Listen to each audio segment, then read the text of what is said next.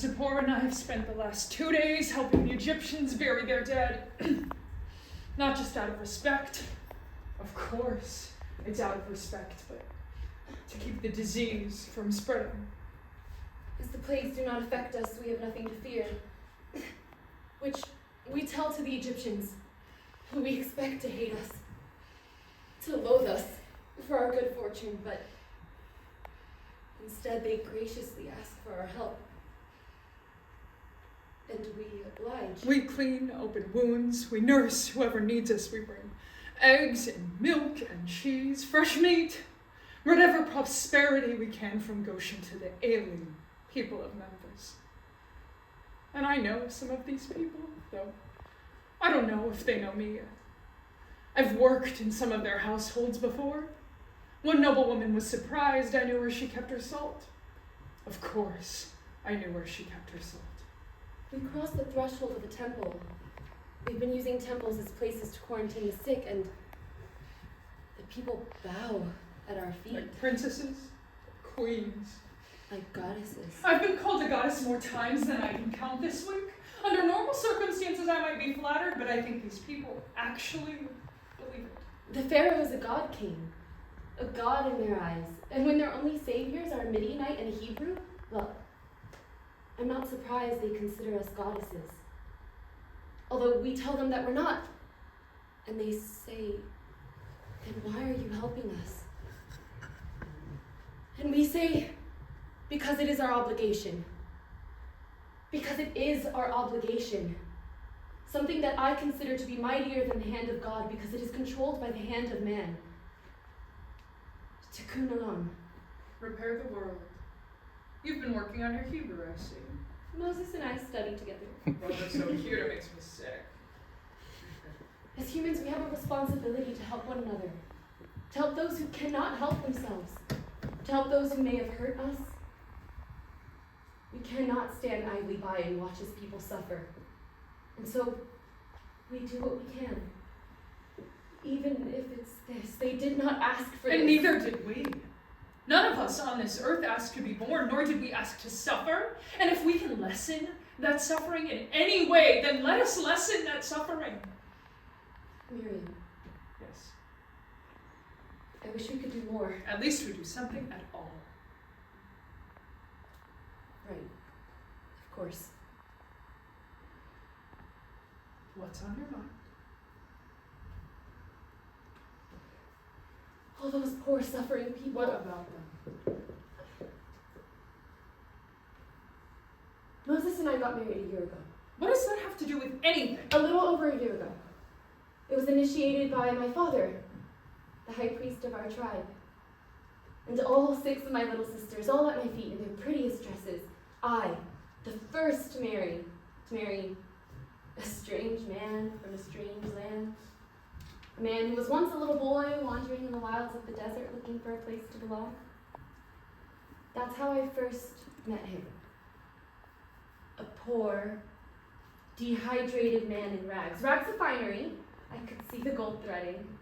And he didn't speak any of my tongue, but I spoke some of his Egyptian. The language of our enemies. As daughter of a high priest, it's important to know such things. Anyway, I think he's none of my business. I should leave him be, but he wants to die. He sits there and tells me he wants to die. When the next thing you know, I'm being robbed by another vagabond. I was getting water from the well, and the poor suicidal Egyptian punched him in the face, pushed him right in the well, collapsed in exhaustion. He wakes up in the tent of my family, and we nurse him and feed him. He learns that we are Midianites, and asks why we are being so kind to him. And we laugh at him, adore him, fuss over him. I never thought that I would marry the strange man I brought home that night. I never thought that when I first met Moses, but that's what time does. It changes things. It softens our perspectives. He was Egyptian, but he wasn't our enemy. But he's not. Egyptian, if that's the point you're trying to make. He was of Egyptian extraction, Egyptian adjacent. Over time, I learned about his past, about where he came from, about how he came from royalty. How the man that he once knew as father was the same man who called on armies to siege and destroy my people's homeland in quest for expansion of an empire. In that sense of everything, he was Egyptian. He felt guilt. Perhaps not as much guilt as he feels now, but he's always been an empathetic soul, Miriam. And that's how I was able to fall in love with him. Eventually, over time, it took 2 years of him bringing me flowers every day and making me watch sunsets and other childish things. We have something in common there. And what's that? Moses has saved my life once before. Before? Did he ever tell you why he was banished? He killed an Egyptian for beating their slave. Did he ever tell you who that slave was? No. He just said a slave girl.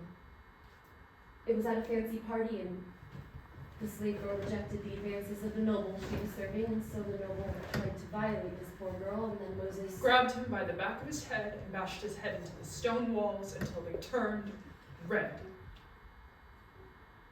You know this. I was the slave girl. I am still the slave girl. Oh.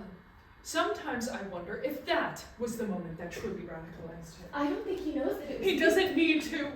The fact that he saved my life without knowing who I was proves to me that he's the right person to do this job, the right person to lead us into the new era. But what if he doesn't come back to lead us? What? We haven't seen Erin and Moses in over a week.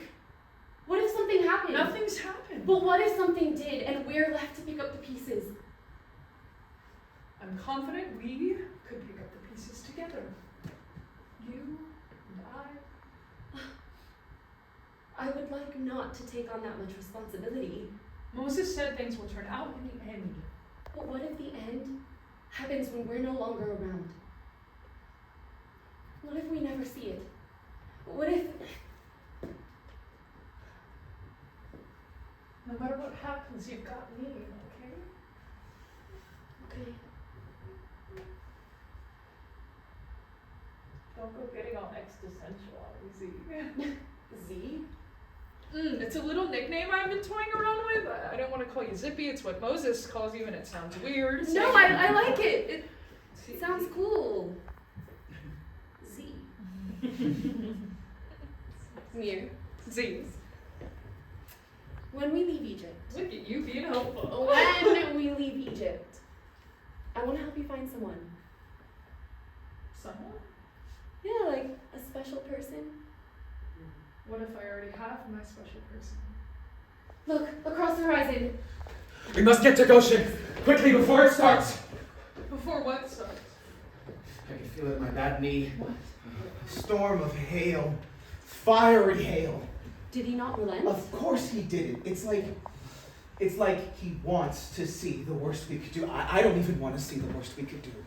I can feel the storm clouds brewing in my head. We need to get inside.